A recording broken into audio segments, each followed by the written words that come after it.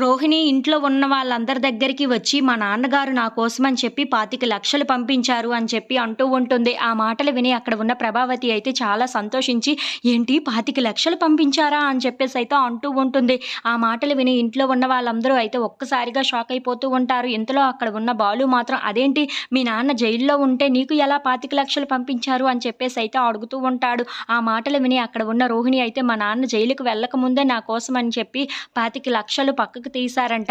అవే ఇప్పుడు పంపించారు అంతే. దానికోసం ఎందుకు నువ్వు మళ్ళీ అన్ని క్వెషన్స్ అడుగుతున్నావని చెప్పేసైతే అడుగుతూ ఉంటుంది. ఇంతలో అక్కడ ఉన్న శృతి మాత్రం, "అదేంటి మీ నాన్న నీ కోసం ముందే 25,00,000 తీశారు అంటున్నావు కదా! అంటే మీ నాన్నకు ముందే తెలుసా జైలుకి వెళ్తారని?" అని చెప్పేసైతే అంటూ ఉంటుంది. ఆ మాటలు విని అక్కడ ఉన్న రోహిణి అయితే, "ఏంటి వీళ్ళు డబ్బులు తెచ్చామన్న సంతోషం కన్నా ఇలా క్వెషన్స్ అడిగి మా బుర్ర పాడు చేస్తున్నారు" అని చెప్పేసైతే అక్కడ ఉన్న రోహిణి, మనోజ్ వాళ్ళు అనుకుంటూ ఉంటారు. ఇంతలో అక్కడ ఉన్న బాలు మాత్రం, "నాన్న దగ్గర నుండి నువ్వు 40,00,000 తీసుకున్నావు. ఇప్పుడు 25,00,000 ఇస్తున్నావు. ఇంకా 15,00,000 ఇవ్వాలి కదా! మరి ఇప్పుడు నీకు ఈ 25,00,000 ఎలా వచ్చాయో నాకు అర్థం కావటం లేదు.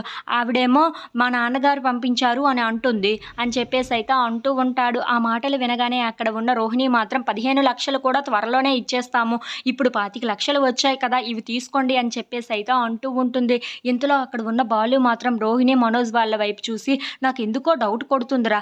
నీ నీ లవరేమో 40,00,000 తీసుకొని ఎక్కడికో పారిపోయింది. ఇప్పుడు మళ్ళీ అది కనిపించి మీకు ఆ డబ్బులు లాక్కునే విధంగా కనిపిస్తున్నారు మీరు. నాకు ఎందుకో తేడా కొడుతుంది.